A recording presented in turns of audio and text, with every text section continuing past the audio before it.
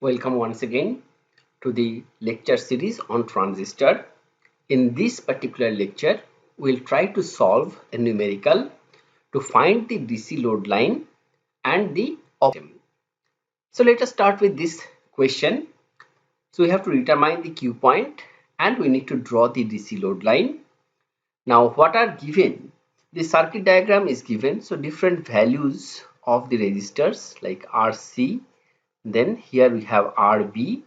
So this is resistance RB. This value is given 47 kilo ohm. So this is given as 330 ohms. Then VBB is given as 10 volt. VCC is given as 20 volt. So these information are given.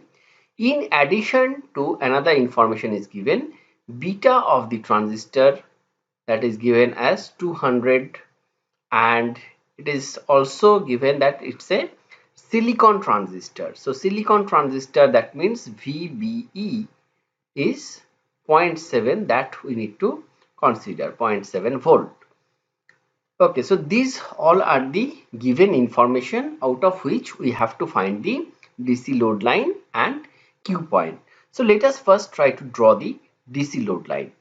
Now for finding the DC load line or to draw the DC load line, we need to analyze the output section.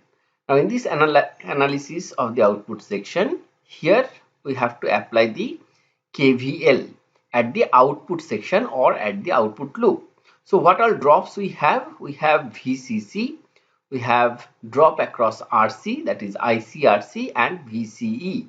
So if we add all of them, so VCC minus ICRC minus VCE, so that should be equal to 0 as per KVL. So that means VCE, we can write here, VCE is our output voltage. So VCE we can write as VCC minus ICRC. So this is basically the output equation. Let us call it equation number 1. Now to find the maximum value of VCE, we have to equate IC with 0. Why? Because if we equate IC equal to 0, that means there shall not be any drop across RC. That means entire voltage supplied by VCC will be the drop across VCE. So that means VCE max will be equal to VCC with IC equal to 0.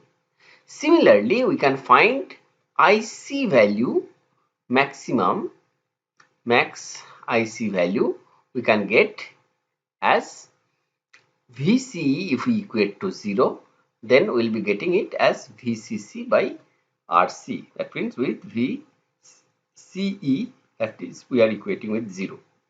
So now if we equate these two, then VCC is already given as 20 volt. So VCE max is 20 volt. Similarly, IC max, that will get as 20 divided by 20 volt divided by 330 ohms. So you can pause the video and calculate the value. So if you calculate the value, we shall get it as 60.6 milliampere. I have already done this calculation, so I am writing it directly, but you can pause the video and find out this calculation. So we have got 2 points in the output characteristics of the C transistor. So this is VCE axis, this is IC axis, and we have found this point and this point. If we add them, then we are getting point. This is 0 comma VCC by RC, that is 60.6 milliampere, and we are getting another point VCC, that is 20 comma 0. So this is our DC load line. Now on this DC load line, somewhere we should have the Q point. So let us find, as the next step of this, let us find the Q point. So for Q point, we need to analyze the input section. So in the input section, we have to apply KVL. So what all voltages are associated with this? VBB, drop across this 47K resistor, and VBE. So we can write VBB minus IB into RB minus VBE, that is equal to 0. So further we can write as VBB equal to IBRB minus VBE. So from this equation, let us call it equation number 2. We have the value of VBB and VBE value also we have, since it is said it's a silicon transistor. So if it is a silicon transistor, then we can write it as 10. Then this is 47 kilo ohms. So 47 into 10 to the power 3 into IB minus VB is given as silicon transistor, for which we have it is 0.7. So now if you solve this equation, you please pause the video and use your calculator to solve this. So we'll get IB, that is equal to it will come around 198 microampere. IB will come as 198 microampere. Okay, so now next phase we have to find the IC for the operating point. So IC for the operating point, let us write it as ICQ. So which is given as beta IB plus 1 plus beta ICBO.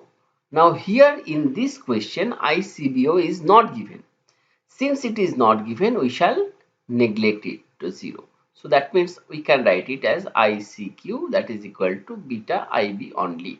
Now if the value of ICBO is given, then we can evaluate this part. Otherwise we shall not, because we know that beta IB is much greater than 1 plus beta ICBO. With this concept we can ignore it if it is not given in the question.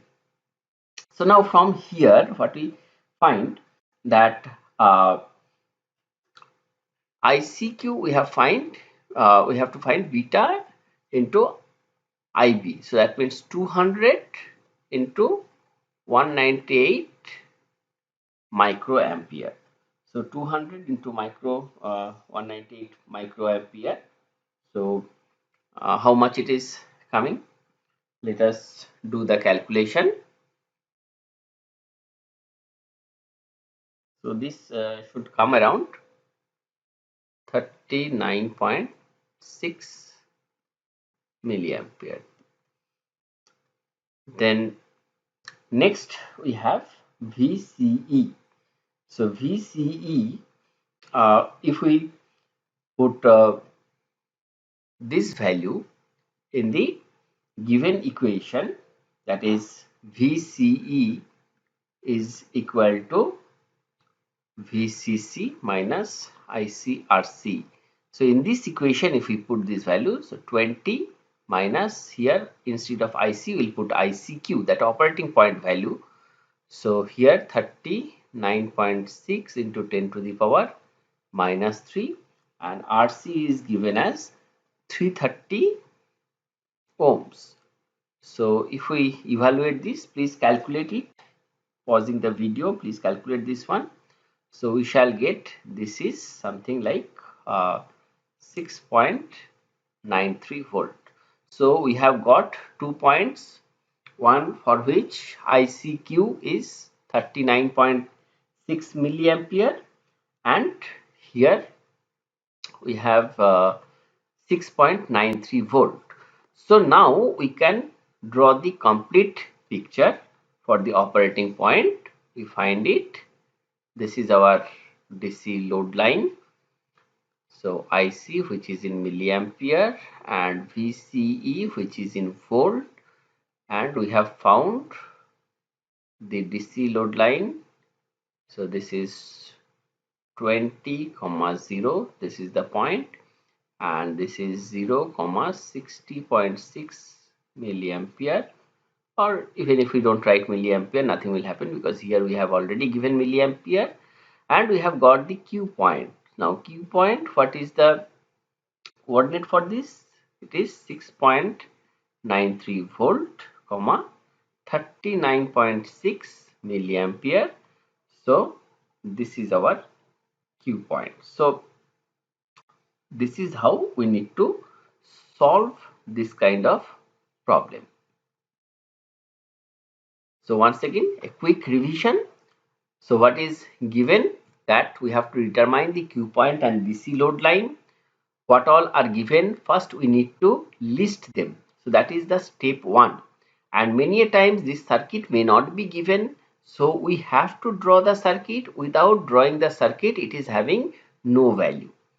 Then first step, to find DC load line, we have to analyze the output section. In the output section, we should apply KVL and we evaluate the maximum value of IC and VCE. So these are giving us the two endpoints to find the DC load line. Now once we have found the DC load line, next point we have to find the Q point. So for finding the Q point, what we need to do, we need to analyze the input section. And in input section, in the same way, we have to apply the KVL. We have to evaluate the value of IB. Now in this particular question, ICBO, that is reverse saturation current, value is not given. So if it is not given, we shall ignore it. Then we will consider the operating value of the collector current, ICQ. We are denoting it as ICQ, which is equal to beta IB. So beta IB we are evaluating, and we have got here the value as 39.6 milliampere. Then we are putting this value of ICQ in the output equation. From there we are finding the value VCE. We can denote it with Q also, VCEQ, that is the operating value of the collector emitter voltage. So that is coming as 6.93 volt. Then we are plotting the entire graph. So DC load line.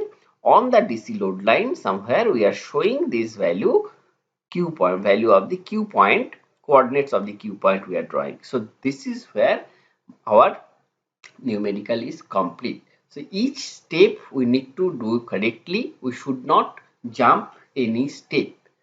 So here we end this discussion. Thank you very much.